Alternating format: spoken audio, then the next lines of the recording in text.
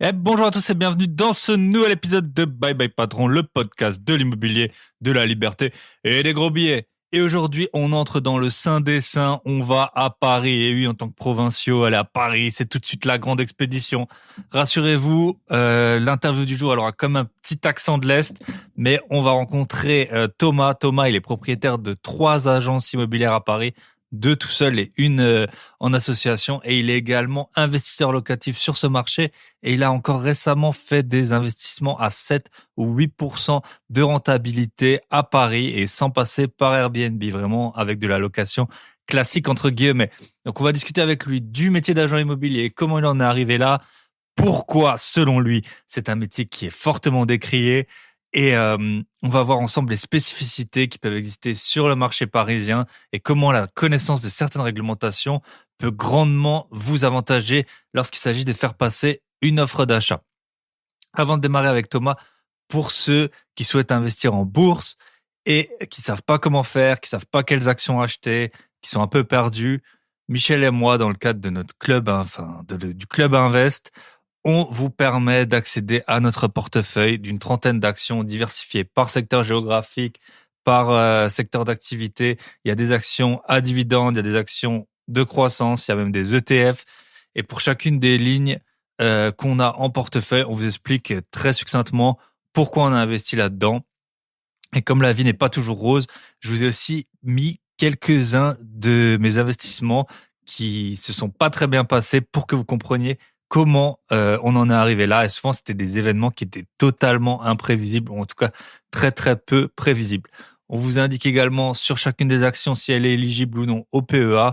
Si vous voulez des informations sur quels sont les régimes fiscaux qui sont applicables en France, et vous avez les informations sur notre site clubinvest.fr. Dans le cas où vous avez jamais acheté d'actions, vous savez pas comment faire, vous pourrez bien sûr nous contacter et nous on vous prendra par la main pour que vous effectuez vos premiers achats d'actions.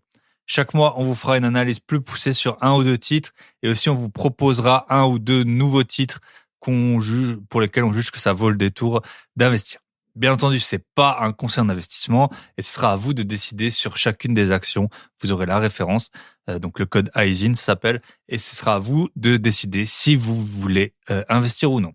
En plus de notre portefeuille d'actions, on va également mettre dans les prochaines semaines notre portefeuille de crypto. Donc ça, c'est pas encore fait, mais on va le faire très bientôt. Donc ce sera gratuit pour les personnes qui auront souscrit au portefeuille d'actions. Et donc celles qui auront déjà souscrit, elles n'auront pas de supplément à payer pour avoir accès à notre portefeuille de crypto. Si ça vous intéresse, vous trouvez toutes les informations sur notre site clubinvest.fr. Je vous mets le lien dans la description. Sinon, vous pouvez me contacter par Instagram ou par email info@byebyepatron.net. On a fait un tarif de lancement. Il y a un code promo que vous trouverez dans la description. Et sinon, vous me le demandez, mais il sera dans la description. Donc jusqu'au 2 février, pendant une semaine, vous aurez moins 20% sur l'accès au portefeuille des actions du Club Invest. Voilà, je vous souhaite une très bonne écoute de l'interview avec Thomas et on se retrouve après le jingle. Ciao.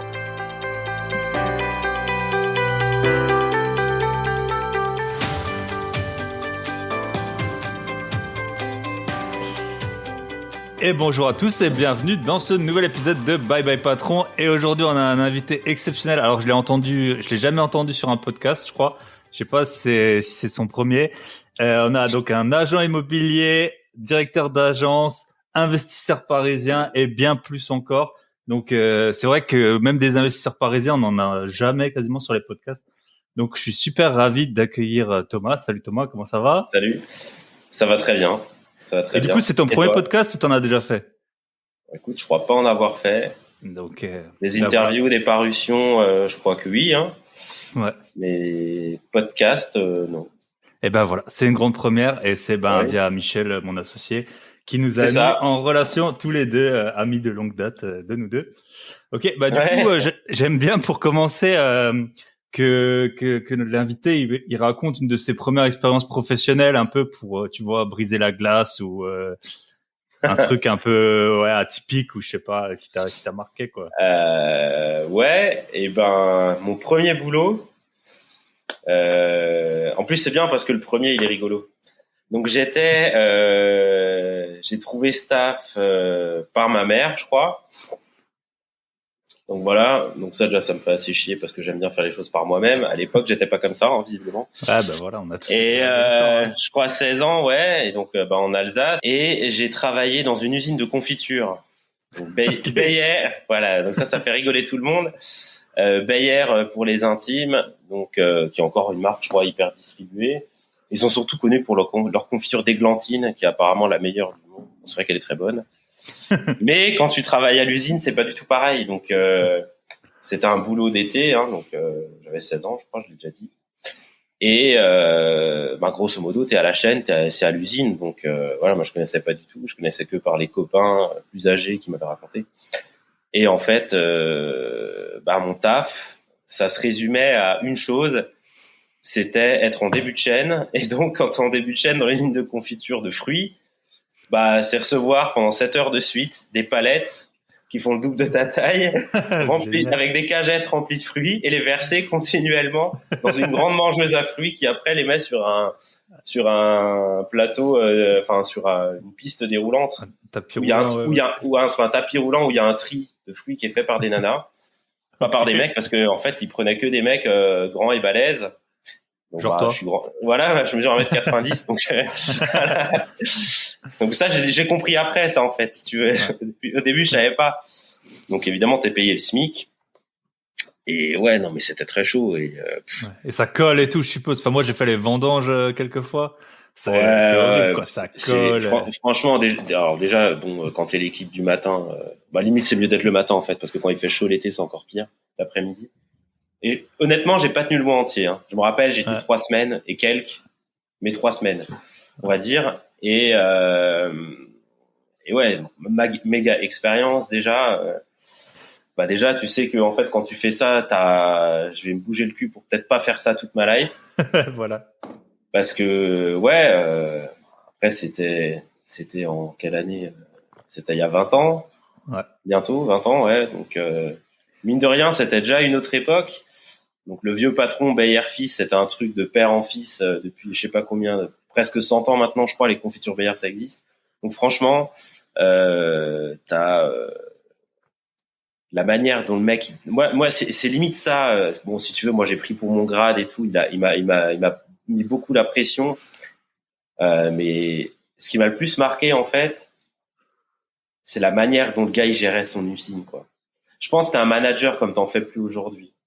C'était même pas un manager, c'était un leader comme on t'apprend dans l'école de commerce, tu vois. Parce que le mec, il disait un truc avec un ton de voix et un accent alsacien tellement fort. Et il était petit et trapu, tu vois. T'avais même pas envie de le contredire. Je te jure. Ouais. Moi, tu vois, il m'a vu au bout de 24 heures. J'avais sympathisé avec un type qui s'appelait Aimé, qui visiblement, lui, c'était sa 2e année. Il faisait 2 mois de suite, hein, le mec. Donc, il était chaud. Hein. Il maîtrisait bien le truc. Donc, il m'a montré et tout là. Je raconte quand même la première journée, comme ça calme tout le monde. Ouais. Donc, t'arrives à 4 heures du mat. Donc, déjà, je capte rien à ce qui se passe. T'es obligé de suivre les gens. Personne te dit rien. Forcément, vu que tu traites des fruits, t'as une combinaison de la tête aux pieds, des bottes en caoutchouc, obligatoire, et une tunique sur la tête pour pas que tes cheveux tombent dans les fruits et tout, quoi. Et t'es en usine fermée, limite labo, hein. Donc, c'est pas comme une usine classique Peugeot où tu traites des pièces et c'est un peu ouvert. Et donc au début j'étais au tri et tout. Après une fois que t'es au tri, faut prendre les cagettes, les mettre dans les grosses poubelles, machin. Et vite ils me font mais attends mais toi t'es grand, l'autre il galère, va devant en début de chaîne et c'est toi qui soulèves les cagettes et tu mets dans la mangeuse, sachant qu'elle est vachement haute. Donc t'es comme ça. Déjà tu te fais les bras, franchement. Vu 20 ans après, c'est un excellent taf pour la condition physique. Et ça déverse et ça déverse. Et puis le patron Bayer au bout de 24 heures, il fait mais toi le grand là, tu tires bien toi parce que t'es grand et tout, ça m'a tué. Bon maintenant ce que tu fais, parce que les filles elles galèrent vu que tu verses trop vite, mais vu que tu verses comme ça t'es à l'aise, mais t'as qu'à faire donc un pré-tri et tu balances comme ça à côté, il y a déjà quelqu'un qui va ramasser. Un gars il me dit ça, je fais mais il est sérieux lui. Attends, moi je suis là, je débarque, je comprends rien, c'est hyper dur, les nanas elles font rien à part s'empiffrer de fruits toute la journée, tu vois, j'ai déjà compris de la combine tout de suite. Ouais. En fait, c'est quand t'as un mec, tu te fais niquer là-dedans, mais c'est comme ça. Et il me dit ça, je fais OK. Et après, et donc moi, connement, je vais le voir et je lui dis mais et le soir en fait, parce que du coup, une fois que les cagettes elles sont vides, ils les prennent, ils ramassent tous les fruits pourris qui sont par terre et ils les mettent dedans. Et les fruits pourris qui sont impropres à faire de la confiture, tu dois les mettre à l'extérieur dans une benne. Mais sauf qu'il fait 30 degrés dehors quand t'as fini le matin, 4 heures du mat, 11 heures, tu vois. T'as un quart d'heure de pause, ou 20 minutes. Et après, tu réenchaînes. Et en fait, quand tu vas mettre ça, c'est le plus marquant, en fait. C'est là que je me suis dit, non, mais attends, c'est impossible. À l'extérieur, t'avais une benne pour mettre les fruits pourris. Et cette benne, c'était un nid à frelons et à guêpes. Évidemment, puisqu'il faisait 30 degrés, en plein cagnard, exposé sur un champ, tu vois, t'es là, c'est une blague. Oh, et le mec, le patron, mais Monsieur Beyer, mais attendez, c'est hyper dangereux. Yo, tout le monde le fait. Maintenant, tu déverses. Il en a rien à foutre, le gars. N'empêche que le résultat est là. Personne lui disait jamais rien, ce mec. Haut comme 3 pommes, trapu, avec un accent alsacien de ouf. Et sa boîte, elle marchait comme ça. Et là, je me suis dit, non, mais attends, faut que je me remue le cul. Je peux pas faire ça. Et j'ai tenu 3 semaines. J'osais moins râler qu'aujourd'hui. C'est pas trop mon tempérament de râler. Ça l'est devenu plus tard. C'est plutôt se mettre en opposition quand ça va pas. Et puis je voulais être payé aussi. Mais franchement, j'ai tenu 3 semaines. Puis au bout de 3 semaines, j'ai dit à ma mère, c'est pas possible. Le mec abuse. Pourtant, je déteste les employés qui critiquent les patrons, parce que je suis moi-même patron. Donc ça me fait un peu chier quand un mec il arrive et il dit ça. Mais ouais, travail très dur. T'es exténué, donc au final, t'as pas de vie à côté. Une fois que t'as fini, tu te reposes et tu te recouches tôt. Donc voilà, première expérience de dingue. Ok. Donc ça m'a vacciné. Ok. Et du coup, maintenant, tu peux nous dire où est-ce que t'en es? Du coup, t'es à Paris, là, je vois, t'as un beau plafond. On est loin de l'usine, là. Ah, putain, les moulures, ouais. Ah merde, j'avais pas fait gaffe.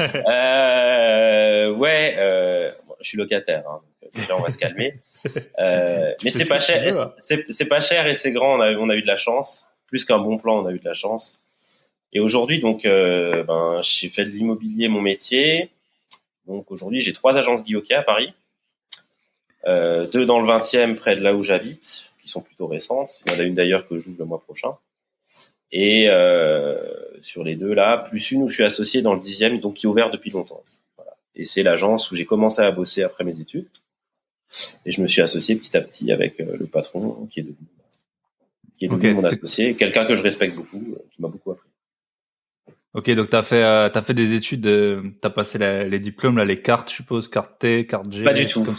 Ah, ok. Déjà ça commence. Pas du tout. Bah non. En fait, moi j'ai fait une école de commerce. La première qui voulait de moi parce que j'ai pas eu les prépas nécessaires. J'étais assez lazy moi sur la prépa, tout ça, parce qu'en fait, je crois que volontairement, je voulais pas. Et on apprend à se découvrir, à comprendre son caractère. C'est pas à 18 ans que tu y arrives en général. Ouais, bien sûr. C'est plutôt vers la trentaine. Et en fait, avec le recul, c'était un peu instinctif, mais c'était un très bon choix que de pas avoir la prépa. Moi, je voulais aller à la prépa à Strasbourg, Kléber, pour faire l'école de commerce de Strasbourg. Donc, ça s'appelait l'IECS à l'époque. Maintenant, c'est l'EM. Et après, parce qu'on m'avait dit de faire ça et que t'allais avoir des jobs qui allaient te rapporter 5 000 euros par mois. Et c'était ce qu'il fallait faire, quoi. Sauf que moi, à l'époque, et d'ailleurs toujours aujourd'hui, j'ai une passion, c'est la musique. À l'époque, je voulais faire qu'un truc. Moi, c'était faire de la musique et essayer de vivre de la musique. Mais mes parents étaient profondément contre. Donc, et si tu veux, j'ai une éducation un peu. Ça se fait plus trop maintenant, mais contredire les parents, c'était pas trop mon délire. Parce que je savais que de toute façon, ça allait être non quoi qu'il arrive. Donc, j'avais pas les sous pour me payer un appart. J'avais pas compris que tu pouvais travailler en même temps que faire tes études. Enfin, je voyais. Pour moi, tout ça me paraissait super dur. Moi, je vivais dans un rêve où j'allais faire de la musique et le rêve est vite tombé parce que je me suis retrouvé en école de commerce post-bac à Strasbourg, donc que j'ai faite. Et la dernière année était à Paris, donc d'où ma présence à Paris. Okay. Et donc pour la carte de transaction, parce que c'est là qu'on boucle. En fait, quand tu as un bac plus 5, tu as le droit d'avoir la carte de transaction quand tu as des études qui sanctionnent des unités de management, de finance, économie sociale, tout ça. Tu vois. Ok. Donc j'ai eu ma carte de transaction en 2012 comme ça. Donc j'ai pas fait du tout le cursus classique d'agent immobilier. Okay. Alors la vraie question qu'il fallait poser, c'est pourquoi j'ai fait agent immobilier. C'est ça, ouais. Ouais. Mais non, bah voilà, la meilleure réponse, c'est que même mes parents, ils avaient pas trop de thunes, hein, contrairement à ce qu'on pourrait croire quand on va en école de commerce. Instinctivement, mon père, il savait que c'était ça qu'il fallait faire. Il était plutôt très intelligent, mais pas d'argent du tout. Il s'est loupé. Il s'est loupé dans la fin de sa vie sur ses entreprises. Bon, bref. Donc j'avais pas de sous. Vraiment. Pas de sous, c'est même un euphémisme à Strasbourg. Je me rappelle, si je filais pas des cours de guitare, c'était très compliqué de me payer une bière quelque part, quoi. C'est même le forfait téléphone, c'était un forfait SMS. Je vivais avec 50 € par semaine, quoi. Okay. Très dur. Ouais, okay. Et j'ai vite bossé en école de commerce pour me payer une bonne partie du loyer. Et puis donc j'ai dû faire un gros crédit étudiant pour finir mon cursus à Paris. Et ce crédit étudiant, il faut le rembourser. Et puis quand tu arrives en fin d'école de commerce, tu as deux choix. Soit tu vas dans une boîte, là où j'avais fait un très gros stage de fin d'études, ben ça paye quoi? 2000, allez, 2005. Et pourtant, t'avais vendu 5000. Je comprends pas. Hein? On t'avait vendu 5000. Que si t'étais passé à l'EM, ah ouais, mais eu 5... ça c'est après ça. Ah bah ouais, mais ça on te le dit pas au début. Hein. Non, on te le dit pas. Personne te le dit. Personne te le dit parce qu'en fait personne ne le sait. Mais vu que nous on est des cruches et que on pose pas des bonnes questions, bah comme d'habitude, hein. À l'époque moi je savais pas, mais pour moi c'est plus une excuse de pas savoir. Faut s'intéresser aux choses. C'est profondément que ça devait pas m'intéresser. Là déjà on voit le doigt sur quelque chose, tu vois. Et en fait, je me suis vite rendu compte, j'avais postulé pour être commercial dans la boîte qui fabriquait la fibre optique pour Orange. Okay. Je me rappelle très bien les locaux à Montreuil. L'entretien, j'ai rien compris. Je voyais pas où ça voulait en venir. Je comprenais pas la mission. Le mec, il parlait dans un charabia. Et je pense que même lui voyait pas la fin de ce qu'il racontait, si tu veux. Bah, c'était il y a 10 ans en plus, quoi. Donc, c'est même plus que ça maintenant. C'était il y a 15 ans. Ouais. C'était en 2008, 2009. Mi-2009, un truc comme ça. Donc, c'était il y a 13 ans. Et j'avais un taf, hein, parce que là, pour le coup, tu vois, j'ai toujours travaillé. J'ai toujours travaillé depuis que je suis dans ma deuxième année, je crois, d'école de commerce. Enfin, même depuis j'ai fait mon école de commerce, je travaille toujours à côté. Soit les cours de guitare, j'ai fait des jobs à côté dans une agence immobilière, téléprospecteur. Okay. Après, j'ai fait des stages rémunérés. Je me suis démerdé j'ai fait un bon stage dans une grosse boîte chez Aguerre d'ailleurs, qui est en Alsace aussi, mais qui est énorme au niveau international. Mmh. Et en fait, j'ai compris que la grosse boîte, ça allait jamais être pour moi. Moi, en fait, je voulais être indépendant. Si tu veux, les stages de grosse boîte, on te file une mission c'était estimé 6 mois. En 1 mois et demi, j'avais plié le truc. Sauf que je refusais de me l'admettre, donc je cherchais des trucs à faire. Et c'est en fait un type que j'ai rencontré par hasard à la cafette, un commercial qui m'a dit, non, mais en fait, je crois que t'as fini ton truc. Essaie de demander d'autres choses. Enfin, je sais pas. Ouais. Et je me voyais pas avancer dans ce panier de crabes où les gens, finalement, ils cherchaient plein d'excuses pour en faire le moins possible et le mieux faire valoir de leur patron. Moi, j'aime bien montrer les choses par le concret, si tu veux. Et je voyais pas l'aspect pécunier que ça apportait. Et donc, j'ai vu une annonce par hasard dans l'agence immobilière du quartier où je travaillais. À l'époque, je travaillais dans une imprimerie. Donc, j'imprimais des trucs toute la journée pour payer mon loyer à côté de l'étude, à côté de la dernière année d'école de commerce. On cherche un commercial dans l'immobilier. J'en parle à mon oncle parce que mon oncle il est entrepreneur. Il me dit ça peut être pas mal parce que là au moins c'est pas une illusion. Si tu marches, tu peux gagner du fric, quoi. Et je me dis tu sais quoi, j'ai rien à perdre. Je tente la chance. Donc au départ t'es au SMIC. Et puis ça m'a vite branché, très vite, trop vite peut-être, mais donc je me suis bien démerdé. J'ai beaucoup appris. D'ailleurs j'ai plus appris à la formation au siège Guy Hockey en 1 mois que malheureusement qu'en 5 ans d'école de commerce. Donc ça fait assez mal à dire, mais je pense qu'il y a beaucoup d'écoles de commerce, malheureusement. Aujourd'hui, avec tout le recul et l'expérience que j'ai pu accumuler, c'est plus du tout adapté dans le monde réel, quoi. Enfin, honnêtement, si tu veux faire une start-up et faire le guignol avec un pub où il y a marqué le nom de ta boîte, c'est génial, hein. Ou si tu veux aussi travailler dans la finance, c'est très très bien, c'est ce qu'il faut faire. À partir du moment où tu veux faire autre chose, franchement, je vois pas à quoi ça sert de faire une école de commerce ou faire des études. Mais en tout cas, 5 ans, on va dire dans 5 ans, il s'en passe des choses, quoi. Donc ce que tu as appris la première année, enfin même si les fondamentaux un peu de la vente et tout, ça va rester les mêmes, mais le reste le reste ça change tellement vite. Bah oui. Que que c'est sûr que tu sors, t'es déjà. Et puis bon, après c'est toujours pareil. T'as des gens qui sont profs, t'as des gens qui font les choses. Ben voilà, il y a peut-être un décalage entre les deux. Peut-être les gens qui ont le nez dans le guidon, il y a des trucs qui ratent, mais bon, les profs qui y sont jamais, voilà, il y a aussi des trucs. Moi, j'avais des cours de finance. Je demandais à ma prof, mais vous avez des actions? Elle me disait non. Je dis mais attends, t'es prof de finance, t'as pas d'action. Je veux dire, à partir d'un Mais moment. débile, mais oui. Non mais Et voilà. si vous êtes étudiant, faites la demande à vos profs qui vous expliquent les belles courbes et tout.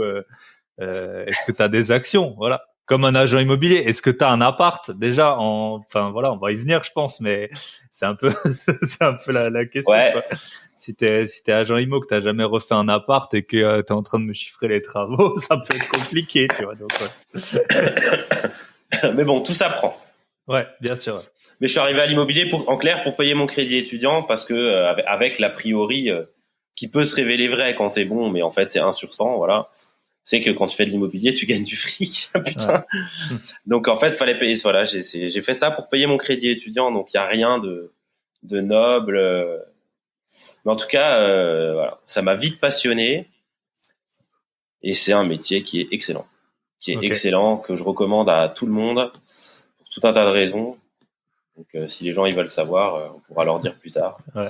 Ah bah ouais, voilà. On va voir. Du coup, maintenant tu gères. Donc tu gères, t'as dit 3 agences ou 2,5, enfin une à 2 et Ouais. du coup combien ça fait combien d'agents ou de commerciaux Alors, on va plutôt parler en personne. Ouais, voilà, en personne. Moi, à Ménilmontant, où je suis tout seul, je gère 4 commerciaux. Okay. À Gambetta, je vais en avoir 3 ou 4 autres. Ok. À Bonne Nouvelle, on a 3 plus une assistante. Voilà. Donc ça fait une douzaine, ça fait du monde. Mais ouais. une fois que les gens ils sont bien formés, que c'est bien rodé, qu'il y a de la méthodologie, enfin ça tourne. Hein. C'est toujours à toi d'alimenter. Ça, c'est une idée reçue qu'on peut avoir de l'extérieur. Non, il faut toujours alimenter les gens. Mais si tu veux, des choses qui, quand tu as une nouvelle équipe comme j'ai à Ménilmontant qui peuvent prendre une demi-journée, peuvent se régler en un WhatsApp de 30 secondes. J'exagère pas. Avec mon assistante à Bonne Nouvelle, dans ma première annonce, qui est elle travaille avec moi depuis 7 ans. Donc, du coup, elle comprend les choses. Et toi, tu fais encore le métier d'agent IMO ou tu fais que les gérer? Ah, à ton avis? Bah, je pense que tu t'es quand même encore un peu sur le terrain, sinon ça irait pas, non? Je le suis même beaucoup. Ouais, je le suis même beaucoup. Alors, j'avoue moins pour les visites que visites avec mes gros clients qui achètent, qui revendent, qui investissent. Voilà, des marchands, des gros marchands principalement. Okay. Avec eux, je fais les visites, ou alors des proches, ou sur des biens compliqués. Quand je dis bien compliqués, c'est comment dire, c'est des travaux, des trucs comme ça. Ouais, non, pour moi, un bien compliqué, c'est un bien où il y a un dossier juridique complexe, important à comprendre. Ou des trucs comme ça. Pas forcément. Non, c'est pas ça. C'est en fait quand t'es en agglomération. Paris, il y a une spécificité quand même au niveau de la copropriété, c'est que déjà le PLU, donc le plan local d'urbanisme, tout ce qui te donne les possibilités, on va dire, de construction à Paris, techniquement, si tu le suis, t'as rien le droit de faire. Sauf que t'as plein de dérogations, t'as plein de choses, et le PLU et le droit de la copro mutualisé, ça donne plein de situations complexes et particulières dans pas mal d'immeubles et dans pas mal d'appartements, du coup. Donc en général, dès que tu as un loft à la vente, par exemple, ou un bien avec une terrasse et une jouissance exclusive, sans rentrer dans les détails, il y a plein de paramètres qu'il faut maîtriser, parce que c'est pas tout de faire la visite et que ça plaise et que le commercial a bien fait son job d'expliquer le bien. Les clients, une fois qu'ils font une offre, dans leur tête, c'est pour y aller, tu vois, en général. Si malheureusement t'as pas bien expliqué, non pas ce dans quoi ils vont vivre, mais plutôt ce qu'ils achètent, là, c'est là qu'arrivent les problèmes. Et généralement, ça se rattrape pas, les problèmes. Okay. Donc, quelque chose qui est complexe, si c'est une information et que c'est digéré pour faire une offre, les gens, ils savent ce qu'ils achètent. Ils savent, comme je dis toujours aux propriétaires, après, il y a des propriétaires bêtes qui veulent pas l'entendre, mais quand tu vends un appartement, tu vends pas qu'une superficie ou une rentabilité ou un prix. Tu vends des futurs droits et obligations de propriétaire, tu vois. Et là, dans certaines villes, c'est compliqué.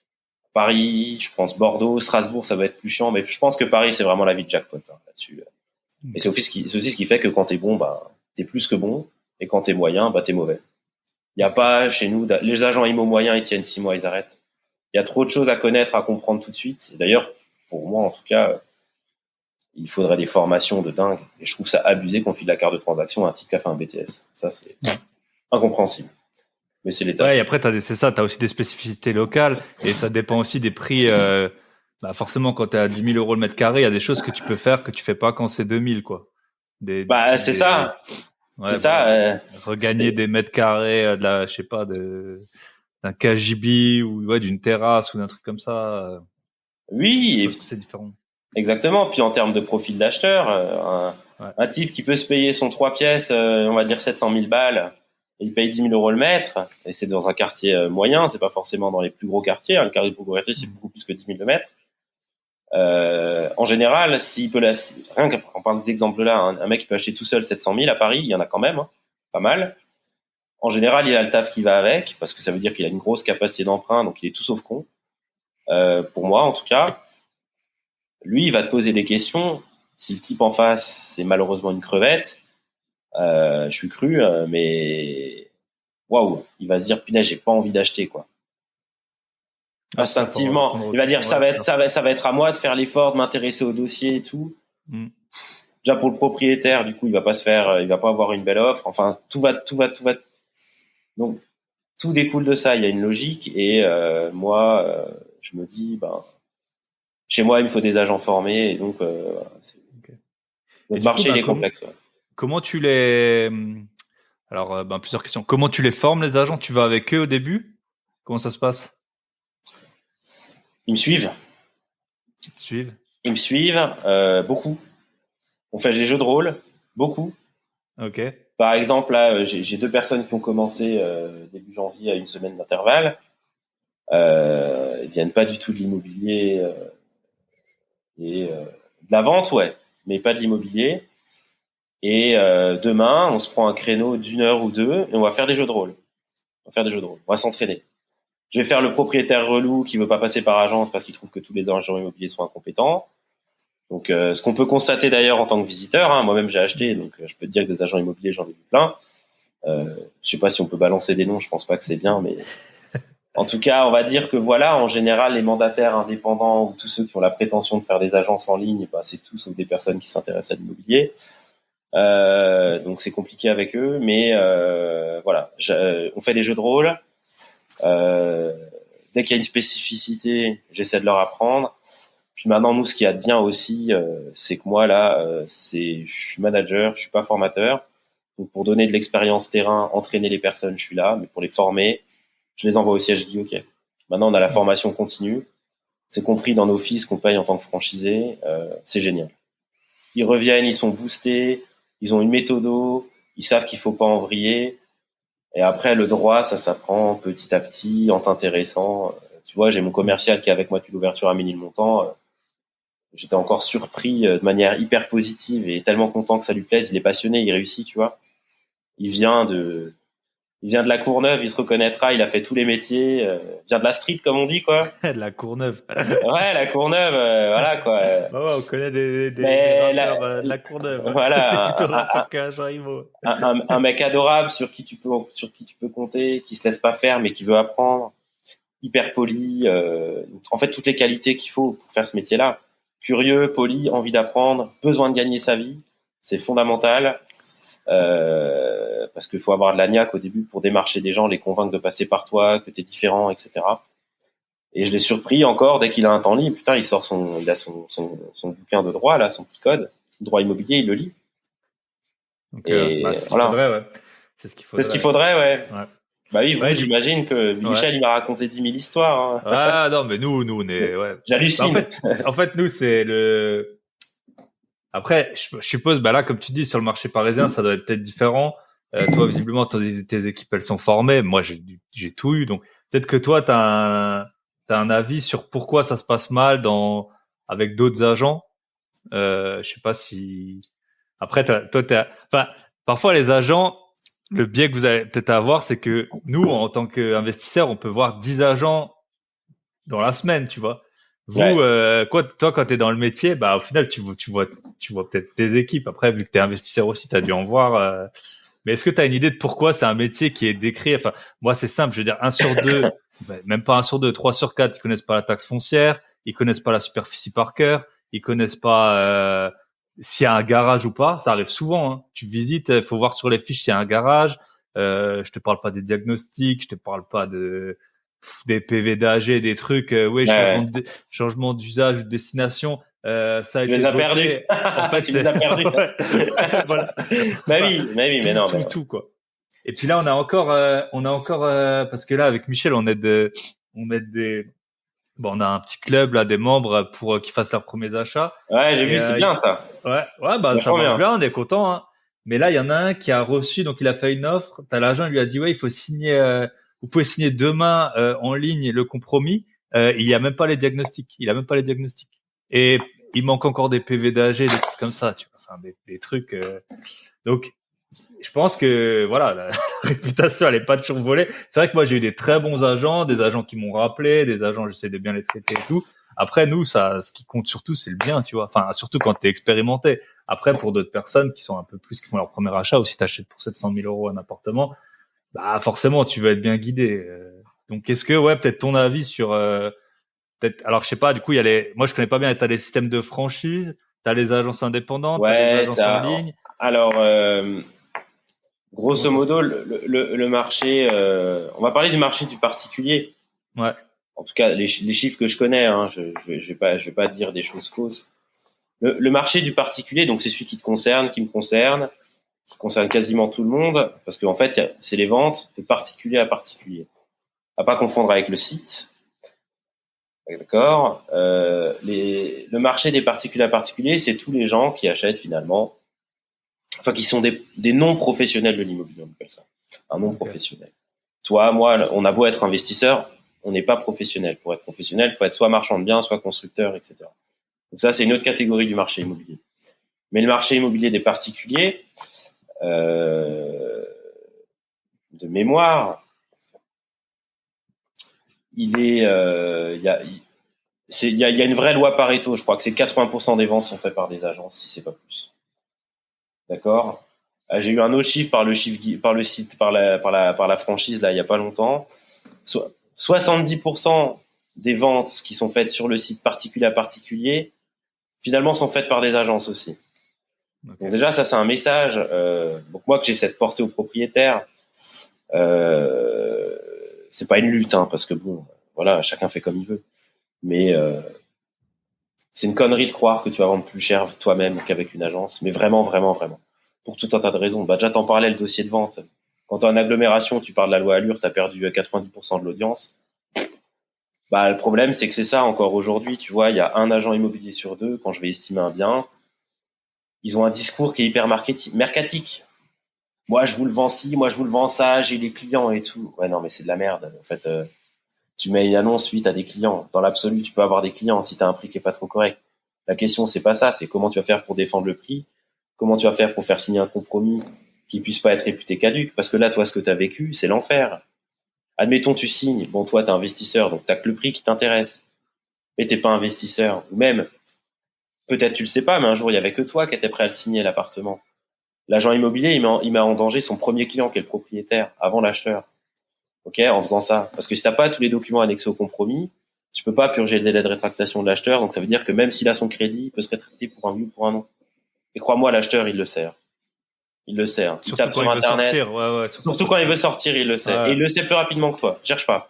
ouais. Pas que moi, parce que moi maintenant je connais bien trop bien la loi. Mais il le sait, voilà, de manière Ouais. générale. Donc être formé, c'est fondamental. Donc moi, je passe par tous ces prérequis. Donc c'est peut-être pour ça aujourd'hui que chez nous, bah, quand tu regardes nos avis Google sur les agences, ils sont le plus pourri que j'ai eu une fois, c'est 4,3 étoiles sur 5. Des clients blindés qui étaient injoignables et c'était à cause d'eux que ça a traîné. Et au final, je me rappelle très bien. En fait, ils nous ont caché qu'ils faisaient un crédit, mais sauf que moi je m'en doutais. Hein, ils faisaient sans condition suspensive, ça arrive. Et c'est eux, je crois, eux qui m'ont les moins bien notés. Hein. Sinon, voilà, les gens, souvent ils hallucinent, hein, et surtout particulièrement les propriétaires quand ils voient mon approche et celle de mon associé, on a des notes de dingue et c'est surtout les commentaires. Mais nous, on fait de l'accompagnement, du conseil, on met en place une stratégie de vente. Alors après, c'est à double tranchant parce que tous les propriétaires sont pas aussi réceptifs. Donc forcément, tous les acheteurs vont pas nous voir. Donc on essaie de progresser et d'avoir de plus en plus de propriétaires qui travaillent avec nous. Mais pareil, les propriétaires. En fait, je veux aussi dire un truc. S'il y a des mauvais agents immobiliers pour beaucoup, c'est parce que sur le terrain, entre guillemets, il reste que les plus téméraires. Il faut aussi dire quelque chose qui est très vrai. L'image des agents immobiliers, elle n'a pas toujours été top. Elle est de mieux en mieux. On remercie Plaza pour ça. C'est qu'il y a beaucoup plus de gens qui s'intéressent au métier et de propriétaires qui se rendent compte que c'est un vrai métier et que ça l'a toujours été. Sauf que il y a eu c'était avant 90, c'était très peu encadré, faut reconnaître. Enfin, avant 89, à part la loi Hoguet, tu pouvais un peu faire ce que tu voulais. Il n'y avait pas de garantie de superficie, il n'y avait rien. Donc forcément, t'as des mecs qui faisaient signer des compromis sur le capot de bagnole. Combien de fois j'ai entendu cette histoire dans les années 80? T'es là aujourd'hui, ouah, comment c'était possible? Mais ça se faisait, quoi. Moi, quand on m'a raconté ça à la formation Guy Hockey, on m'a fait signer sur le capot de bagnole à l'époque. Je me dis, mais c'est une blague, comment c'est jouable? Bref, les gens étaient assez cons pour signer, surtout. C'est ça qui me rend le plus fou. Mais, mais ouais, pour en revenir, moi, je pense aussi il y a beaucoup de propriétaires, si tu veux. Là, je vais pas me faire des amis. Mais après, je comprends parce que c'est humain. Ils osent pas faire confiance. Ils voient des gens, je pense, compétents. Moi, je pense qu'il y a plus d'agents immobiliers compétents que ce qu'on pense. Sur mon marché à moi, en tout cas, c'est le cas. Mais par défaut, les gens, ils les choisissent pas forcément parce qu'ils ont pas envie de froisser quelqu'un qui paraît honnête et de bon conseil parce qu'eux, ils veulent un prix trop élevé, ils ont envie de faire à leur manière, tu vois. Il y a aussi ça qu'il faut comprendre. Nous, on représente des gens qui veulent vendre et des gens qui veulent acheter et on essaie de les faire matcher. Une offre qui est trop chère en prix, la faire baisser jusqu'à ce qu'on rencontre l'offre maximale d'un acquéreur sur un bien. C'est ça notre métier à la base. Mais le truc, c'est que c'est un peu la course à l'échelle, l'immobilier. Quand tu essaies de vendre toujours le plus cher. Donc, fatalement, celui qui te paraît bien et qui a une vraie approche sur le prix, ça te fait chier. Dans un premier temps, tu es d'abord dans le rêve. Donc, pourquoi pas tester toi-même? Ou par justement l'agent immobilier qui dit bah moi je peux le vendre super cher et que celui qui est margoulin en général et qui fait rien à part faire 3 photos d'iPhone et un texte pourri et qui en a rien à foutre du dossier et qui part que sur le coup de cœur, si tu veux, au début de la commercialisation, il sera en phase avec le propriétaire vendeur qui est dans le rêve absolu. Et donc fatalement, tu te retrouves avec plein de biens pourris sur le marché, représentés par des agents immobiliers qui ont envie de faire que ça et que je pense font pas beaucoup de ventes. Okay. Donc c'est nuançable. Après bon, j'accorde que moi voilà, j'ai été acheteur plusieurs fois. J'ai vu des mecs sublimes et j'ai tout vu. Ouais. J'ai tout vu. Mais globalement, pour moi, c'est inconcevable de pas connaître son dossier. Voilà. Il y en a trop qui connaissent pas, qui s'en foutent. Et mes équipes, enfin, moi en tout cas, j'ai mis en place un truc tout con, mais j'ai Dropbox pour les professionnels. Et vu que chez moi, c'est impensable de commercialiser un bien si on n'a pas tous les documents de la loi Allure pour le signer dans les 2 jours qui suivent, c'est qu'on peut ne pas tout connaître par cœur. Enfin, je veux dire, faut être débile pour savoir que dans un immeuble, il y a 78 lots de copropriété et le connaître par cœur, tu vois. Ça, pour moi, c'est un non-sens. Par contre, avoir le réflexe de savoir lire le document et l'expliquer à l'acheteur, c'est celui-là qu'il faut avoir. Il faut avoir la fiche qui te résume tout. Et ça, nous, on l'a. Et l'interface Guy Hockey le fait très bien. Donc, c'est un manque de moyens, un manque de savoir-faire. Mais c'est vrai que globalement... Je pense que certains, ils se posent pas la question, voilà. Tout simplement. Ouais. À Paris, il y a quand même plein de bons agents immobiliers. Hein. Ouais, ça, je veux bien le croire. Il y a plein de bons parce que le marché est dur. Donc, si les gens ils sont là depuis longtemps, c'est qu'ils se débrouillent bien. Mais c'est pareil, le ratio, je dirais que 3 sur 4, c'est pas ouf. On va dire. Et du coup, un agent, combien il gère à peu près de biens, combien il en vend à peu près sur une année? C'est un chiffre que je peux pas te dire. Ok. Je peux pas te le quantifier. Tout ce que je peux te dire, c'est que nous, là, sur les 12 derniers mois, dans mon agence dans le 20e, on a fait 31 ventes. Ok. Ce qui est, vu la période Covid, alors voilà, je dis ça en même temps, c'est sur les 12 derniers mois, il y a eu 3 mois, on a été fermé. Ouais. Enfin, sur les 14, enfin, j'ai ouvert en fin septembre, ouais, sur les 12 derniers mois ouverts, on a fait 31 ventes. Donc, on était à 2,5 le personnel en moyenne. Non, 2,5 personnes. Donc, okay, je vais prendre ma calculatrice et je vais te dire combien ça fait par mois. Mais tu dois pas être loin de ça. Ça fait 2,58 ventes. t'y es, l'idée, un commercial, chez nous, en tout cas, débutant, moyen, s'il applique la méthode, qu'il prospecte correctement, il devrait arriver à faire, ouais, c'est ça, 1,5 ventes. En tout cas, une vente et une action sur une autre vente. Donc, soit avoir rentré un bien et un collègue le sort, soit faire la sortie d'un bien. Chaque mois? C'est l'idée. Ouais. Sinon, je vois mal comment les gens, ils peuvent gagner. Parce que si tu gagnes pas ta vie, attends. Bah, il y en a plein, Ouais, faut se mettre à la place des mecs, aussi, des fois, c'est pendant 6 mois, les mecs, ils vont potentiellement se lever le matin, travailler 11 heures par jour, des fois sans pause, des fois en se faisant tacler sévèrement, alors qu'ils ont une volonté de bien faire et pour gagner le SMIC, quoi. Tu le fais? Non, moi je le fais pas, non. Par contre, c'est vrai que, attention, hein, si tu appliques bien la méthode, moi j'ai pas du tout gagné le SMIC ma première année de métier. Hein.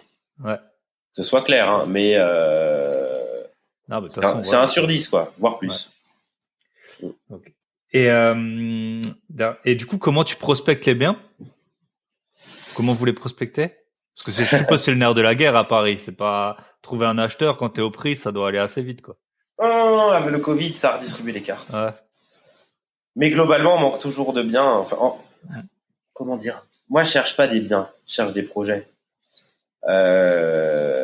Nous, on cherche à aider les gens qui ont des vrais projets. Donc, lui, c'est cannibalisé de dire qu'on cherche des biens. Qu'on prospecte, c'est la plus pure vérité.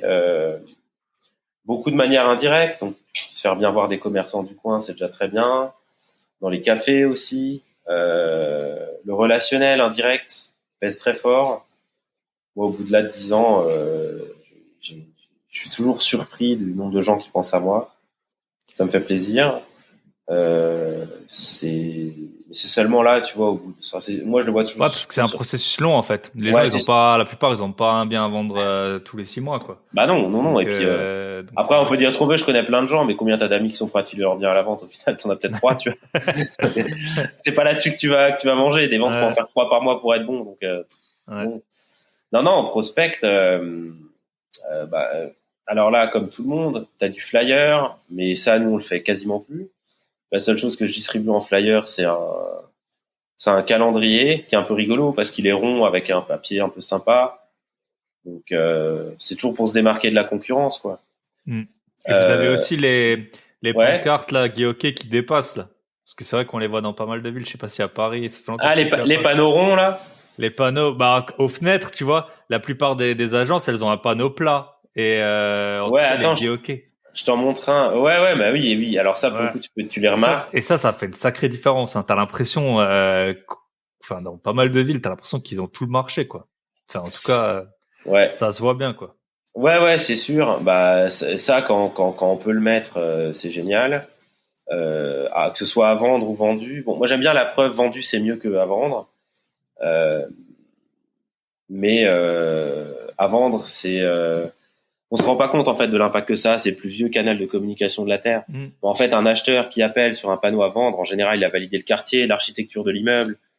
Et vu qu'ils sont pas trop cons, parce que moi, je pense que les gens, quand ils cherchent à acheter, ils sont tous sauf bêtes. Donc, je les prends pas pour des cons. Je pense qu'au fait, ils ont vu le nombre de fenêtres, ils ont déjà un peu compris quel type d'appartement ça allait être. Et si ça se dit, ils l'ont vu sur ton site internet. Donc, en fait, il y a déjà plein de choses qui sont validées à travers le panneau. Donc, moi, j'incite les propriétaires à en mettre quand ils peuvent. Franchement.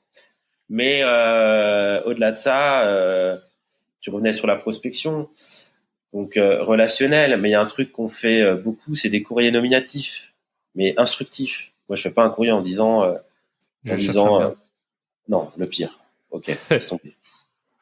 Barbant au possible, tout le monde fait ça. Non, moi, je fais un courrier d'instruction. Le saviez-vous sur les 5 dernières années, le prix dans le quartier, là, je viens de le finir, le mailing, j'ai mis un temps fou à le faire avec une boîte spécialisée là-dedans.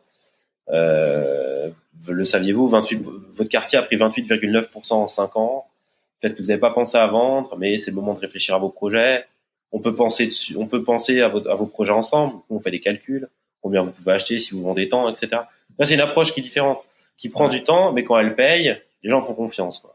Donc voilà, après tu te retrouves fatalement avec des biens correctement commercialisés. Donc tu as un dossier complet, des super photos, un plan à la mesure, la possibilité de signer de manière à distance, etc. Moi, j'essaie de faire une approche où on commence bien, on finit bien. Ça, c'est un marchand de biens qui m'a appris cette citation. L'immobilier, quand ça commence mal, ça finit mal. Le mec, il nous a toujours dit ça. Ok, bon, d'accord. Et il a raison, en plus, c'est ça le pire. Ouais, c'est comme quand on dit quand il y a un doute, il n'y a pas de doute. Bah, c'est ça, en fait. Ah ouais. Alors là, dans le recrutement, quand il y a un doute, il n'y a vraiment pas de doute. Hein. Ça, c'est le number one, c'est le credo. Après, vous, ce qui est bien, entre guillemets, avec les agents IMO, même si c'est pas lisse, je veux dire, les ventes, au bout d'un moment, tu t'en rends quand même compte, quoi. Je veux dire, c'est un gars qui est là depuis un an, qui a rien vendu. Alors que dans d'autres métiers, tu vois, c'est plus compliqué de voir si quelqu'un, il est bon ou pas, tu vois. Tu penses à quoi, par exemple? Bah, je sais pas, admettons que t'es chercheur, tu vois, je dis un truc tout con, t'es chercheur, ben voilà, tu vas chercher, tu vas peut-être jamais trouver. Ou si t'es, je sais pas, logisticien, ou même dans le recrutement, tu vois, tu peux recruter des gens jusqu'à ce qu'on se rende compte qu'ils sont pas bons. Ça peut prendre du temps, hein, tu vois, si t'es Ah non, mais c'est clair. dans une boîte, tu vois là, chez, comme tu disais là, chez les confitures, bah, va voir la nana qui trie mieux les églantines que l'autre, quoi. Ça peut prendre du temps. Hein. Puis en général, celle qui en fait le moins, c'est celle qui parle le plus, donc t'as l'impression que c'est celle qui travaille le plus, tu vois. C'est un peu. Mais grave. En tout cas, à l'églantine, moi j'ai compris tout de suite que les nanas qui étaient au tri, au fini, elles prenaient 7 kilos en un mois parce qu'elles faisaient que bouffer des fruits toute la journée. C'était trop bon. Okay. Ah là là. Mais ouais, les commerciaux. De toute façon, on pourra en parler des heures. Là, j'ai fait une formation mais génialissime la semaine dernière avec un monsieur que je nomme qui s'appelle Christian Delaporte. Pour ceux qui doivent recruter des commerciaux en France ou même ailleurs, consultez-le. Franchement, il va vous apprendre à recruter des vrais commerciaux, comment les titiller, comme il dit, leur poser les bonnes questions. En fait, déjà, il m'a appris un truc que j'ignorais, c'est que moi, j'ai fait pas mal de formations commerciales, mais il y a plein de méthodes commerciales, de types de questions à poser. Il n'y a pas que les questions ouvertes ou fermées. Tu as les questions à rebond, les questions conditionnées, etc. Et en fait, pour un commercial, c'est quelqu'un de tenace. Donc, s'il est prêt à faire la concession, de pas gagner beaucoup de sous pendant les premiers mois et d'y aller, il faut voir juste s'il est tenace avec le refus, avec le non. Et si oui, ça va être en général quelqu'un de curieux, quelqu'un qui va s'intéresser.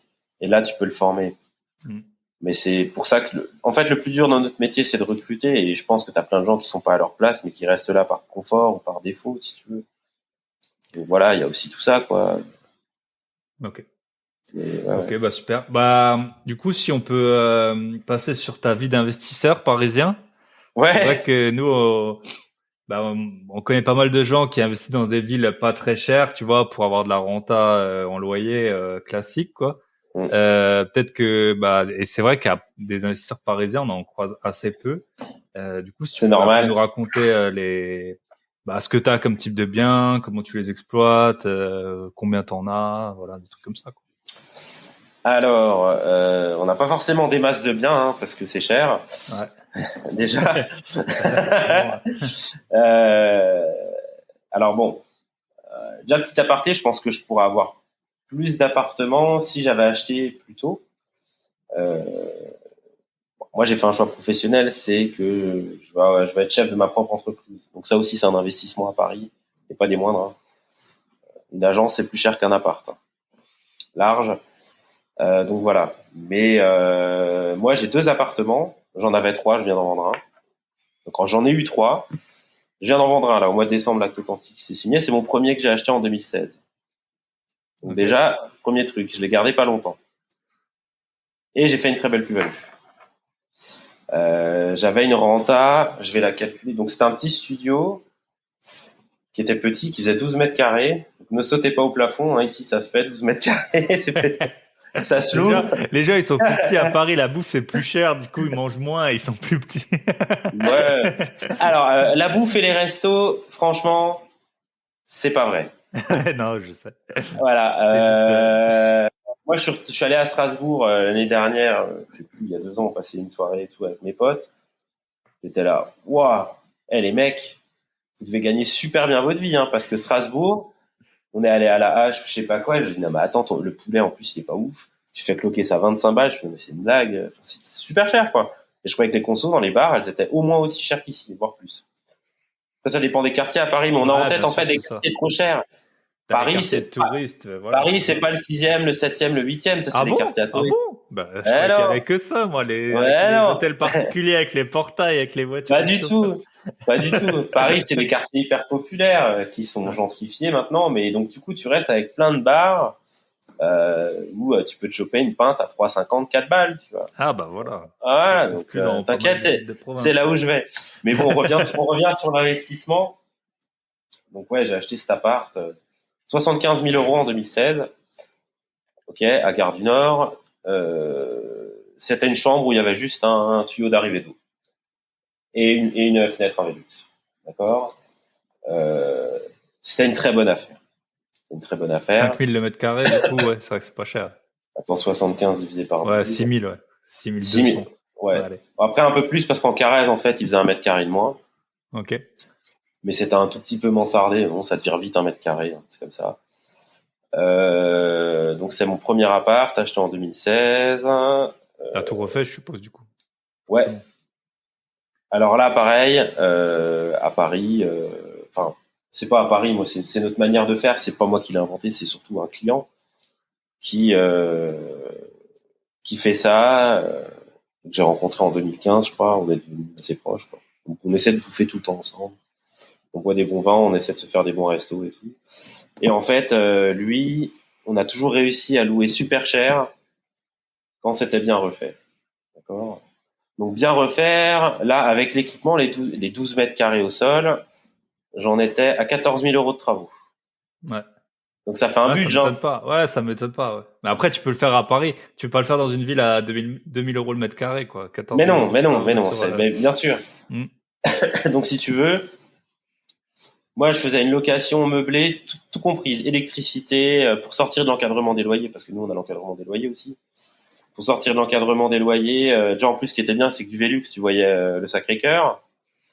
Donc techniquement, j'étais vu monument historique, tu vois, donc je peux sortir de l'encadrement des loyers. Donc je louais cet appartement 650 euros par mois. Donc tout le monde m'a dit ouais, mais machin, mais t'es un voleur, c'est hyper cher. J'ai dit ok. Regardez tous les biens des 15 mètres carrés, les 14 mètres carrés, qui a peut-être à 600 balles ou 650 balles dans le quartier, dans le 10e. Le mien, il est peut-être plus petit, mais il est refait par architecte. C'est l'appart, il est trop beau. Ils dorment sur un super convertible de France avec un matelas Bultex de dingue. Tout est au top. La douche, la salle de bain, les carreaux de ciment. Je pourrais t'envoyer des photos si ça t'intéresse, évidemment. Voilà. Et Bah, du coup, t'es pas trop mal en renta encore. Enfin, surtout. Mais justement, on y vient. Donc attention. Ouais. Donc tu divises par 12. Le coût du projet, c'était 75. Il y avait 5 000 de com d'agence dans les 75. Donc plus les frais de notaire, je crois qu'en tout, j'étais à 96 000 ou 94 000. Donc j'avais une renta 94. J'avais une renta de 8,29% brut. À Paris. Ouais. Par contre, normalement on parle de 3%. Ouais. Et alors, bah voilà. Et chose qui est bien, c'est que les charges. Quand t'as 12 mètres carrés, t'as pas beaucoup de charges en général. Ah non, c'est coup de bol. Déjà la taxe foncière dit un prix. Combien je fais la taxe foncière? Déjà c'est pas cher à Paris, hein. Donc moi je peux te dire, j'ai un 17 mètres carrés, je paye 350 euros. Je sais qu'à Paris c'est pas cher. Du coup, allez, je vais dire 150. 31. J'ai oublié de la payer une année. Les impôts, ils m'ont fait la majoration de 15%. J'ai dit, ouais, allez, vous êtes seigneur. Ouais, et les charges, elles étaient pareil de 30 balles par mois avec le chauffage et le gardien et l'ascenseur. Ah ouais, bah voilà. Ouais, en plus, j'ai tout cumulé dans ce coup de bol, parce que, après, j'ai eu un coup de bol, hein, ça arrive, hein, il en faut, hein. Parce que les charges étaient pas tout allait bien si tu veux pour le profil investissement. Ouais. Vraiment, c'était pas cher. Par contre, j'ai une concession à faire, c'est installer des broyeurs. Ouais. Voilà. Ouais, même à bas prix parce que le prix était très bas. Même à bas prix. Comment j'ai eu l'appartement? Parce que tu penses bien qu'il y a eu 10 offres au prix. Ouais. Ça, c'est plus important pour ceux qui nous écoutent, s'ils veulent investir dans des villes où t'es plusieurs à faire l'offre au prix. Connaître le droit, ça m'a évidemment aidé. En fait, vu que les sanibroyeurs, c'est interdit à Paris, moi, j'ai marqué dans l'offre d'achat, je fais affaire personnelle de l'installation ou non de water closet ou de broyeur sans recours contre le vendeur, j'en fais affaire personnelle. Ça, si tu veux, c'est la forme qui est indiquée même dans l'acte de vente. Donc, quand le propriétaire, il a vu ça et l'agent immobilier lui a dit, eh ben, ils m'ont pris moi. Parce que je suis le seul qui ait pensé à marquer ça. Ouais. Donc, j'ai quand même mis toutes les chances de mon côté. Alors, ok, j'ai eu de la chance d'être pris, mais j'ai mis toutes les chances de mon côté. Et il faut savoir qu'à la base, l'appartement, il avait été présenté à 65 000 euros. Alors, j'étais avec une agence, je les citerai pas. Le mec était gentil, mais complètement dépassé par les événements. À la base, c'est présenté à 65 000. Il faisait les visites en 10h à 11h et un samedi matin, je m'en parlerai toute ma vie. Je l'ai saoulé pour venir à 9h45 jusqu'à ce qu'il accepte. Ah, parce qu'il faut faire. Et il a accepté. C'est ce qu'il faut Et il faire. a accepté. Bah voilà. Et il planait complet. Et après, les propriétaires, en fait, quand ils ont vu que... Il y avait 10 offres ou un truc comme ça. Ouais, finalement, ils ont augmenté le prix de 10 000. Moi, j'y suis allé quand même. Ouais, bah Voilà. parfois c'est ça. Parfois, faut mettre son ego de côté et puis et puis aller quand c'est une bonne affaire, c'est une bonne affaire. Voilà. Et donc là, je l'ai revendu. Donc j'ai ce bien-là. J'en ai un autre que j'ai acheté après. Celui-là, tu l'as vendu. Celui-là, je l'ai vendu, ouais, pour des raisons personnelles principalement. Ok. Et professionnelles. C'est qu'en fait, là, j'aimerais bien réussir à gagner ma vie en tant que marchand de biens et faire de la charvente. C'est un projet, quoi. Donc il faut dégager un peu de trésor. Mais en tout cas, j'ai acheté l'année d'après un autre appartement dans le 20e, un 16 mètres carrés. Alors accrochez-vous sur le prix, 103 000 euros. C'est pas cher non plus, Ouais, du ça tout. va, ça va. Mais pareil, c'est un appart qui est revenu sur le marché en août. J'ai acheté par agence avec Century 21 d'ailleurs, que je salue, l'agence dans le 19e là, Simon Bolivar. Yvil, le patron, Yvil Yalcin, excellente personne. Voilà, tu vois, il y a des très bons agents. Lui, il en fait partie. Ça fait 20 ans qu'il fait ça. Il est toujours au top. Il a un chiffre d'affaires énorme. Le mec est bon, quoi. J'étais très content d'acheter avec eux. Franchement, ça s'est passé nickel. Et donc cet appartement, j'aime bien dire l'anecdote toujours parce que faut prendre, pour ceux qui vont écouter, c'est rare de toucher, surtout en 2017, alors que les prix commencent à prendre 20-30% avec la baisse des taux. Chez nous, ça monte vite. Ça baisse vite, mais ça monte très très vite. Tout le monde achetait. C'était compliqué de trouver en dessous de 10 000 le mètre. Ça l'est toujours aujourd'hui. Sauf qu'aujourd'hui, il y a une baisse des prix, donc il y en a de plus en plus où c'est entre 9 et 10. Et moi, j'ai touché le bien à 6 000, quoi. J'en suis le premier surpris. Hein. De chance, ouais. Enfin, voilà, après, faut chercher pour trouver. Hein. Pas tant que ça. En fait, déjà, il y a des moments où acheter, quand tu veux acheter pas cher. En août, c'est bien, ouais.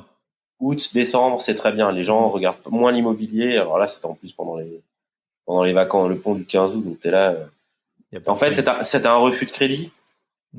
Donc l'appart, il est retombé, je me rappelle très bien, à 114 000 à la vente, ou 119, je sais plus.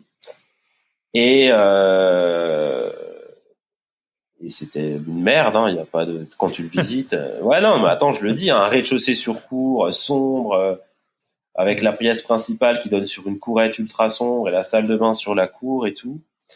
En plus, j'ai bien vu. Alors ça, pareil, l'expérience te file des bons réflexes. Il y avait une toile peinte toute blanche, immaculée, tu sais. Donc ça, c'est le cache-misère par excellence. Ouais. Donc je m'en doutais. Sauf que il y avait le contexte. Et le contexte, c'est l'agent immobilier, le patron, qui vient me faire visiter l'appartement le samedi matin tout de suite. J'appelle, faut venir demain matin, c'est un vendredi, je m'en rappellerai toute ma vie, c'était le 15 août. On devait être le 14, le samedi. Il vient, je dis, moi je suis là aussi, je bosse. Et je lui dis direct, je suis comme vous, je suis agent immobilier, qui ok dans le 10e, on s'est pas rencontrés, bon machin. Et je le visite. Et je lui dis, mais pourquoi il y a eu refus de crédit et tout, machin. En fait, il me le dit direct, ça a été négocié.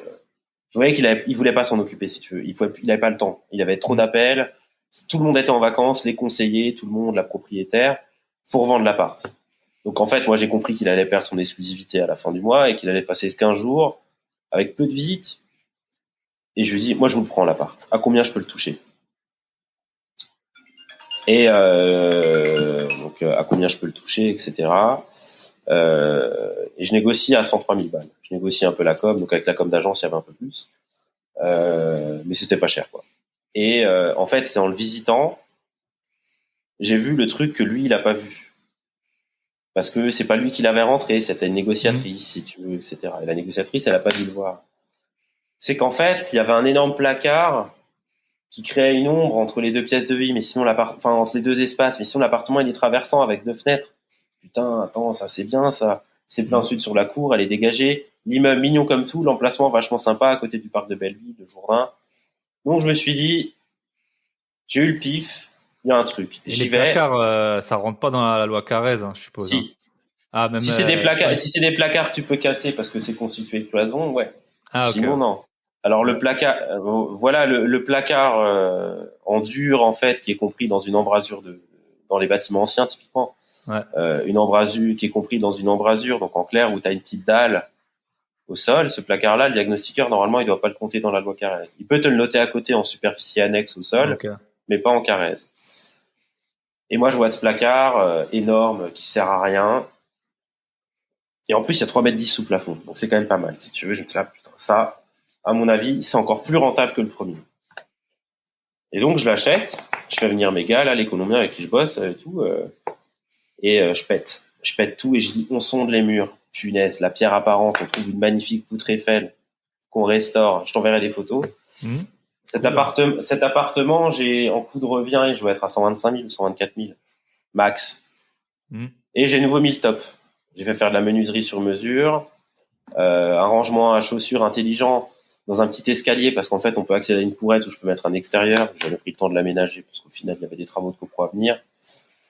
Et j'ai mis le top. Villeroy et Bosch pour les sanitaires, du gros pour tout ce qui est flexible, pommeau et tout. Enfin, ce qu'il faut faire quoi. Mmh. Et je le louais avant le Covid 850 € par mois. Ok, ouais, non, mais pas mal. Hein. Donc une renta de Ah, je sais ça pas fait 10 combien. 000 € par an sur 125. Sur Attends, 125. 850, charges comprises évidemment. Alors là les charges sont un peu plus élevées. On va diviser par 124 000. Pareil, 8,22%. Ouais.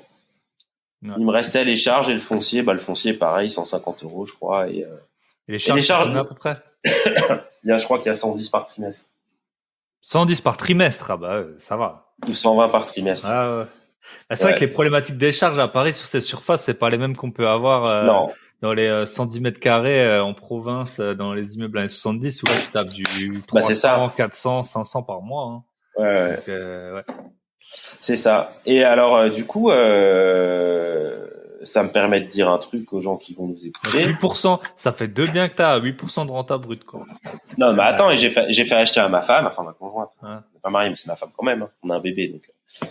Et alors, attends, c'est pas fini parce que du coup maintenant c'est pour le petit, donc nous on considère que c'est un ensemble. On n'a pas fait de SCI et tout parce que on veut rester flexible, surtout moi. Ouais, quoi. puis surtout si tu revends vite, c'est moins intéressant. Ouais, j'avais pas prévu de le revendre vite, mais j'avoue que le broyeur, au bout d'un moment, t'as des problèmes avec? Non. Parce que moi j'étais déjà hésitant sur un bien où il y avait qu'un sanier broyeur et je suis pas allé. Alors pas que à cause de ça, mais disons que ça faisait encore pencher plus la balance dans le fait que j'étais pas sûr et je sais pas. J'ai regardé un peu sur internet, t'avais des gens qui disaient qu'ils avaient souvent des problèmes, j'en sais rien. Mais en tout cas, si t'en as pas eu, tant mieux. Non, j'en ai pas eu. Maintenant,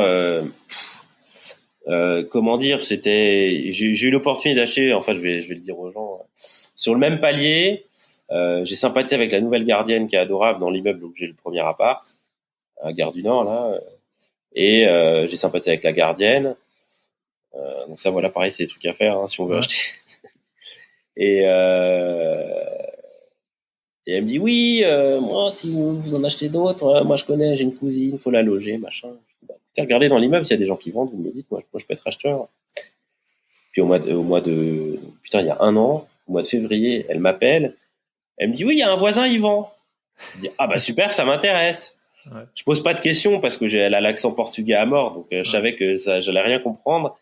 Elle me dit vous voulez le voir l'appartement? Je dis bah ouais.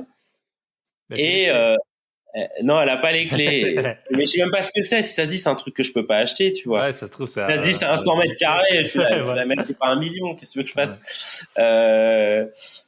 Et j'y vais. Et là, arrive un vieux monsieur, avec un chapeau, un gros bidon, la veste en cuir. Alors, je le vois comme ça. Je me dis, c'est qui ce monsieur? Et, il s'avère qu'il était agent immobilier, mais à l'ancienne, de chez ancienne, avant même que la loi Hoguet existe, je pense. Tu vois. Mais bon, bref. Et il montre un 17 mètres carrés et 20 mètres carrés au sol, avec 2 fenêtres et tout pourri, tout à refaire, comme on adore, ce que tu aimes, ce que j'aime, ce que tous les investisseurs réclament. Et il me dit, il est à 150 000. Je dis, ouais, bon. Déjà, on est en 2020, vendre en dessous de 10 000 le mètre dans cet immeuble, c'est rare. Hein. Voilà. Donc là, déjà, l'appart, il était à 8 008. Je dis, bon, ok. Mais moi, à partir de 150 000, si tu veux, quand tu cumules les travaux, plus les frais de notaire, et après le loyer, t'arrives dans, malheureusement, ce qu'il faut éviter de pas acheter dans des grandes villes, en tout cas comme Paris. Ça, Paris, c'est un calcul tout simple. Au bout d'un moment, t'arrives à une rupture au niveau de la mensualité et des loyers. Si tu dépasses 150 000 en coût de revient, t'es foutu. Mais je pense que c'est Donc, partout en France, en fait. Voilà. Peu Bah, tu importe, vois. peu importe l'endroit. Ça, c'est vachement intéressant ce que tu dis, parce que moi, je me suis pas particulièrement intéressé à Mulhouse. Mais à partir de 150 000 de budget, ton invest locatif, moi, je considère qu'il est foutu, quoi. Parce qu'après, les gens, au bout d'un moment, ils vont plus payer, tu vois, soit ils vont acheter, ou soit, enfin, les trucs, tu vois, c'est en fait l'inverse par exemple, si tu vas à l'hôtel, genre pour 50 euros, t'as un truc bien, mais après, faut payer 300 ou 100 euros, je sais pas, mais après, faut payer 300 pour avoir un petit peu mieux. Et à la loc, c'est l'inverse. Je sais pas, pour 500, t'as un truc, moyen, mais après, au-dessus de 1000 balles, enfin, en province, mais après, à Paris, eh ben, tu vois, les trucs, on va dire, toi, t'achètes des mètres carrés en payant le mètre carré fois le prix au mètre carré, mais après, la loc, ça se passe pas comme ça. Au bout d'un moment, bah, voilà. Non, c'est vrai. Partout en France, même si t'as une maison, tu vois. Là, dans le club, on a un des membres, il a été voir pour une maison à 1000 euros. Tu vois, une maison bien et tout, récente et tout, mais 1000 euros, c'est déjà trop cher parce que les gens, bah, voilà, et elle coûte combien elle vaut combien cette maison? Je sais plus combien c'était dans les 150, je pense. 150, voire un peu plus. Mais 1000 euros, on n'avait pas de demande, tu vois. Parce que 1000 euros, c'est trop d'argent pour des locataires. Ah, donc tu payes pour avoir une renta et t'as du mal à avoir 7, quoi. Ouais, t'as des trucs, moi, je pense, effectivement, tu vois, qu'à partir de 150 000, t'arrives plus à t'en sortir dans la renta. Non, ouais, tu peux faire des autres choses, mais je vois pas comment c'est possible, tu vois. Ouais. C'est comme, t'as des villes dans les villes où c'est cher, bah voilà, c'est des petites surfaces. Après, toi, ça va être 100 000 le 17 mètres carrés. Dans un autre truc, ça peut être un 80 mètres carrés. Mais au final, ce sera pareil, quoi. Ça se louera à peu près les mêmes prix, en fait, là. Ouais, c'est une question de ratio. Bon. Je veux dire, ou alors faut couper, faire des colocs, des trucs comme ça. Peut-être que là, tu peux, mais sinon, moi, je trouve qu'à partir de 120, 130, tu t'y retrouves plus, en fait. Non, mais c'est ça, le notaire, c'est proportionnel aussi.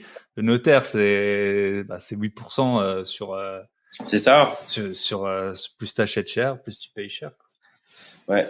Bah oui, il y a tous ces aspects qui sont importants, quoi. Bon, quand on parle de rentabilité, moi, il y a un chiffre que j'aime bien, si tu veux, parce qu'il permet de s'y retrouver. Je pense dans les grandes villes, si tu arrives à avoir 7 nets, 7 bruts, c'est un bon calcul parce que souvent, c'est un loyer qui va te couvrir ta mensualité. Ce chiffre-là, je sais pas si tu as remarqué. Hein. Souvent, quand tu es à 7... Ouais, ça dépend de la taxe foncière, mais ouais, globalement, ça te paye 7 net, c'est sûr, oui. Bah, oui. Globalement, ça te paye la mensualité. De toute façon, c'est simple. Si t'achètes un truc les banques, sur 20 elles voient ans, que t'es pas trop mal, quoi. Ouais. Si t'achètes un truc sur 20 ans, tu rembourses grosso modo 5% par an. Tu vois, le calcul est vite fait, quoi. Si t'achètes un truc sur 20 ans, 5% par an, tu rajoutes 1% d'intérêt, ça fait 6% et 1% du reste, quoi. Et puis voilà, tu vois, en fait, c'est ça, nous, on fait ça par réflexe. Parce que je pense qu'on a un peu trop poncé le sujet, mais en quoi que il y a toujours tout à apprendre. Mais il y a des petits chiffres clés comme ça. Moi, j'aime bien les calculs financiers. Peut-être que toi, t'es beaucoup là-dedans. Je me rappelle quand je me suis mis à l'investissement locatif. Il y a un copain de ma femme là qui a fait une belle école de commerce, vachement sympa. Je peux pas te calculer le nombre de déj qu'on a fait ensemble, à discuter de biens qu'on avait visités pour voir les rentas et tout. Mais lui, si tu veux, c'est un financier pur et dur.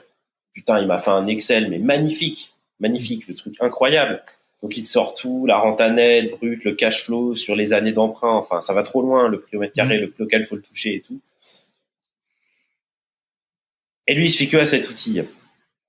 Résultat des courses, il a acheté 2 apparts à Paris et puis 3, je crois, et c'est fini. Il arrive plus. Il trouve plus.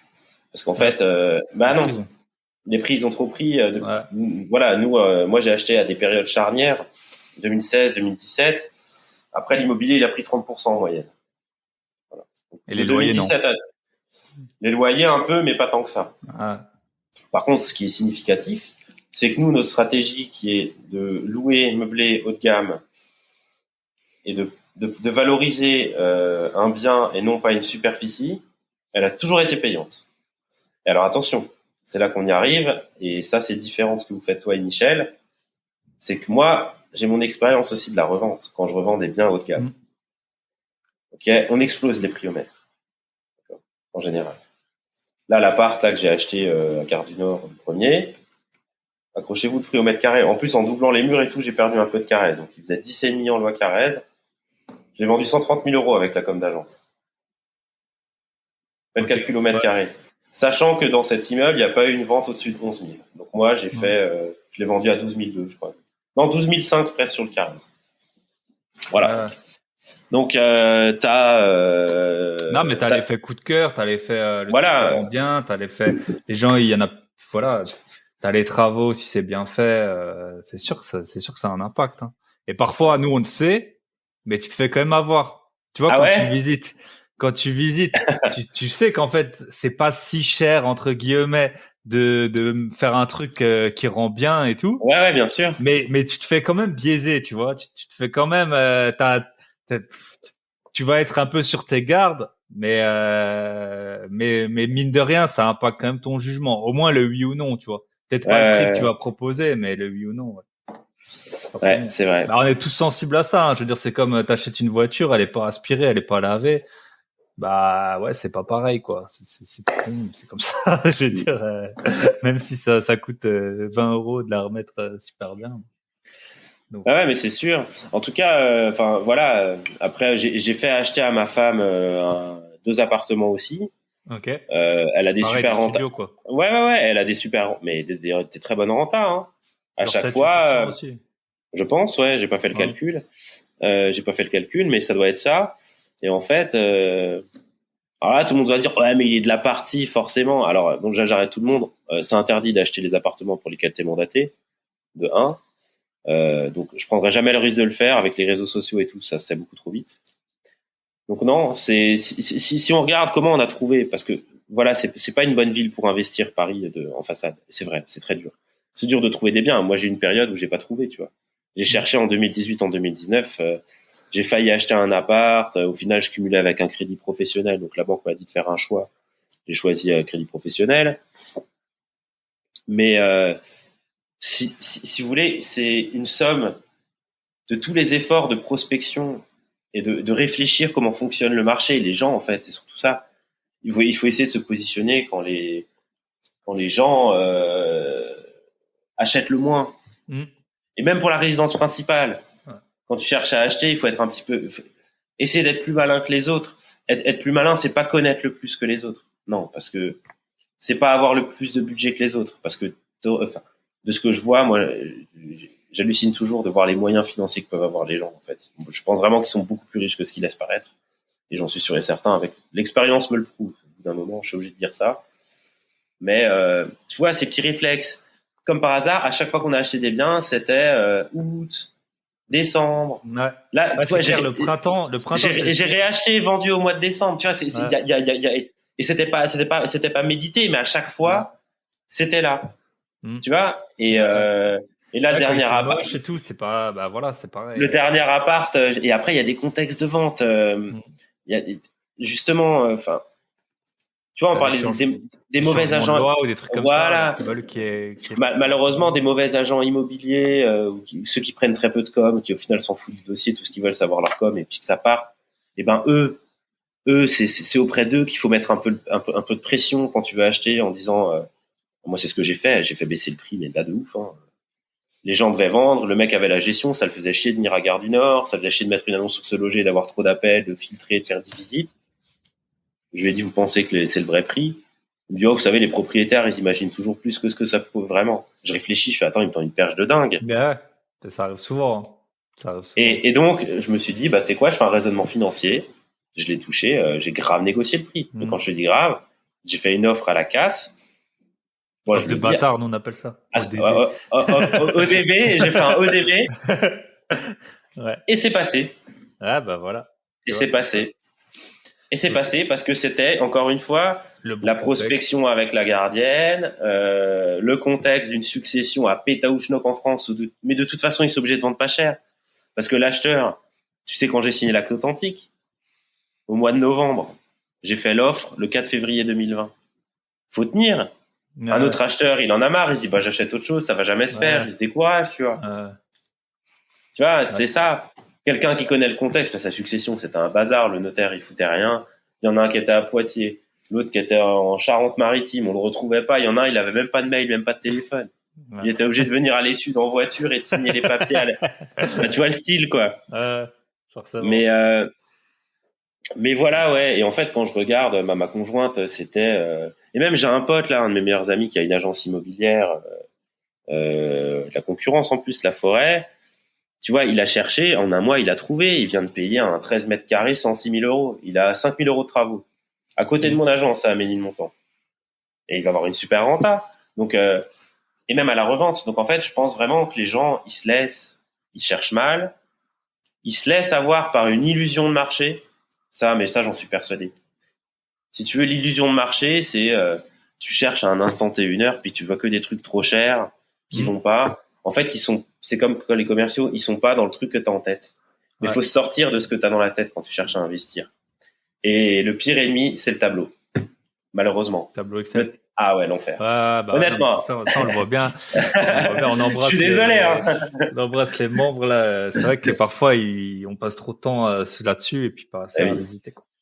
Ok, bah on s'approche de l'heure et quart là de podcast. Ça fait beaucoup, ouais. Du coup, j'avais encore, je pose toujours 2-3 petites questions. Oui. Souvent je les envoie à l'avance. Je sais plus si je les ai envoyées. Je vais t'en poser, allez, 2. Quel est le meilleur conseil qu'on t'ait donné? Alors je les avais notés. Ouais. T'avais noté que... Alors moi, il y a une phrase qui m'a marqué. Qui est dans un film de Scorsese. J'adore beaucoup Scorsese. Et c'est dans The Departed, là, Les Infiltrés. Je sais pas si tu l'as vu. C'est excellent. Alors bon, c'est la phrase du méchant. Pas le méchant, l'antagoniste, qui est un chef de mafia et tout. Donc faut pas la prendre pour argent comptant, mais je trouve que dans la vie, elle est assez vraie. Si tu fais les choses correctement, bien entendu. C'est personne te donne rien, c'est à toi de prendre. Ouais. Ok. Et alors ça paraît un peu cash, sorti de contexte, mais mettez-le dans votre contexte. C'est pas parce qu'on cherche à acheter que les offres elles vont venir à vous, ou elles vont venir à moi en l'occurrence.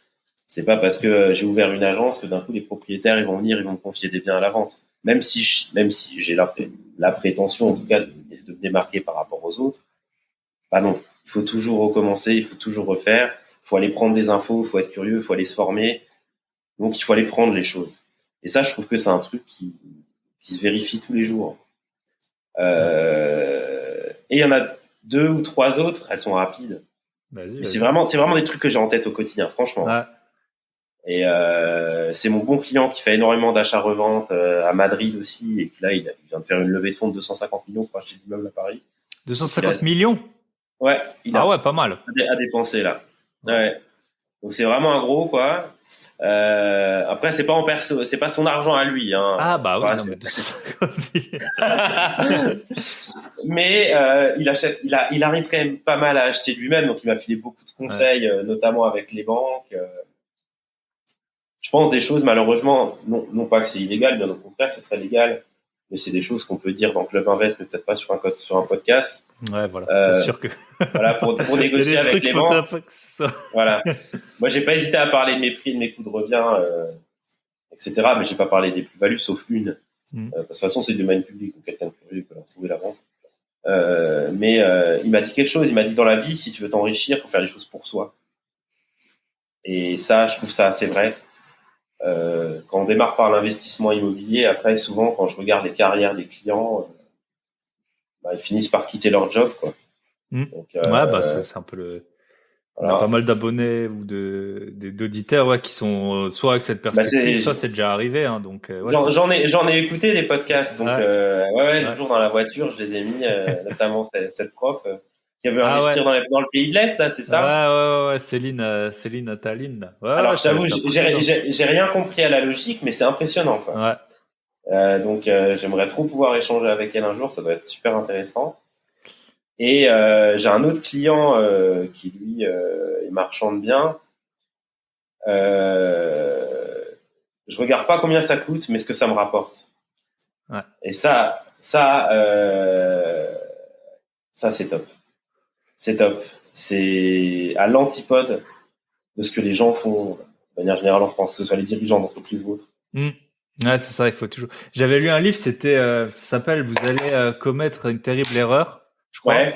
Et en fait, il disait, ils ont interrogé des dirigeants d'entreprise et on leur a dit, si il y a un investissement qui coûte 10 millions et qui peut te rapporter 40 millions, quelle chance d'échec, tu vois, t'es prêt à accepter? Donc, on va dire la réponse mathématique, c'est que ça foire 3 sur 4. 3 fois sur 4, tu vois, ça fait 40, quoi. Tu t'essayes 4 fois, t'as dépensé 40, ça te rapporte 40.